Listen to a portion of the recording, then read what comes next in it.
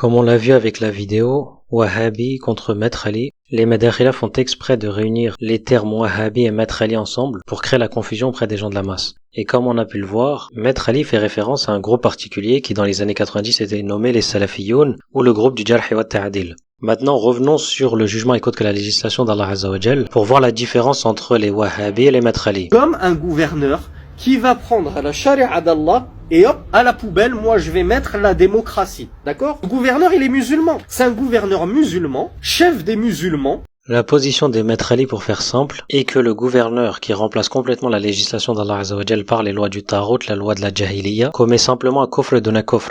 Donc il faut entrer le fait de légiférer, changer, remplacer la législation d'Allah Azza wa Jal dans le kufr d'un kufr. Donc c'est-à-dire que le musulman peut faire pire que les juifs, qui eux ont simplement rendu halal ce qu'Allah Azza wa Jal avait rendu haram, et l'inverse, et les modifier les punitions. Donc le musulman peut faire pire que les juifs, mais avoir un jugement qui est moindre que les juifs. Dans le verset 460, Allah Azza wa Jal dit « Yaz'umun », c'est-à-dire ils prétendent avoir la foi, mais ils ne l'ont pas vraiment parce que lorsqu'il s'agit de juger leurs affaires, ils ne demandent pas à se faire juger par la législation d'Allah Azza wa Jal, mais par la législation du Tarout.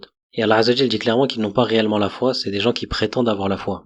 Maintenant, passons sur le fils du Cheikh Mohammed ibn Abdel Wahhab, rahimahullah, qui est Cheikh Sulayman. Il dit, et la parole, alors que c'est en lui qu'on leur a commandé de ne pas croire, signifie le Tarout. Cela indique que se référer au Tarout pour le jugement rend nulle sa foi et la contredit. De ce fait, la foi n'est pas saine, autrement qu'en mécroyant au Tarout et en abandonnant le fait de se référer au Tarout pour le jugement. Ainsi, quiconque ne mécroit pas au Tarout n'a pas cru en Allah Azza wa Jal. Ces paroles signifient que cela fait partie de la foi, de désavouer la législation du Tarout que le gouverneur a mis en place. Donc comment se fait-il que les Madakhila utilisent toute leur énergie pour défendre cette législation du Tarout en insistant sur le fait que c'est du kufr d'un kufr? Écoutons ce que dit Cheikh Muqbil ibn Adil Wadi'i rahimahullah concernant cette soi-disant salafiyya.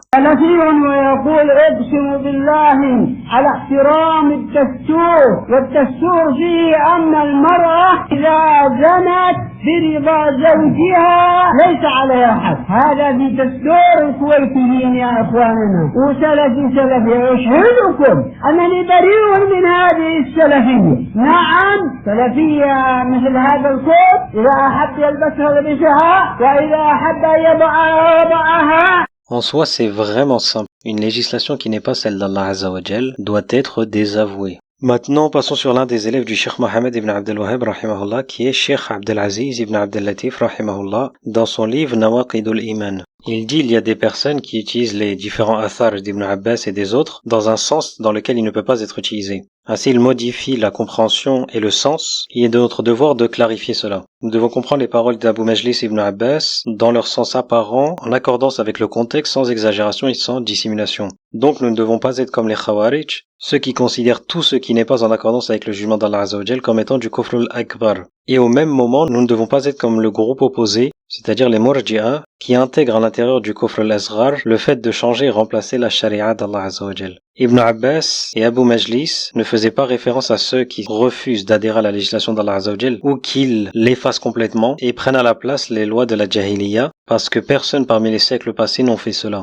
Donc tous les athars qui concernent le kufr d'un kufr ne font pas référence à celui qui légifère et remplace la législation d'Allah Azza wa Jal par des lois qui la contredisent. Et les paroles des salaf au salih concernant le péché du kufr d'un kufr ne concernent qu'une affaire spécifique, donc un cas particulier, dans lequel le jugement a été fait avec autre que la législation d'Allah Azza wa Jal par passion, avec la croyance ferme que cela est haram et que c'est un péché de le faire. Néanmoins cela, le kufr d'un kufr, n'est pas une règle générale, c'est-à-dire c'est pas le tafsir du verset 544, ça ne concerne qu'un jugement spécifique, avec autre que la loi d'Allah Azza wa Jal. Donc, comme vous pouvez le voir de manière claire, les Wahhabis disent clairement que la parole kufr d'un kufr ne concerne pas celui qui légifère et remplace la législation d'Allah Azza wa Jal par des lois qui la contredisent, des lois du Tarout, mais concerne simplement celui qui juge avec autre que la législation d'Allah Azza wa Jal dans un cas spécifique, en ayant la conviction ferme que ce qu'il fait est haram et que cela constitue un péché, que la législation d'Allah Azza wa Jal est meilleure. Et que ceux qui intègrent à l'intérieur du kufr d'un kufr celui qui légifère et remplace la législation d'Allah Azza wa Jal sont les Murji'a.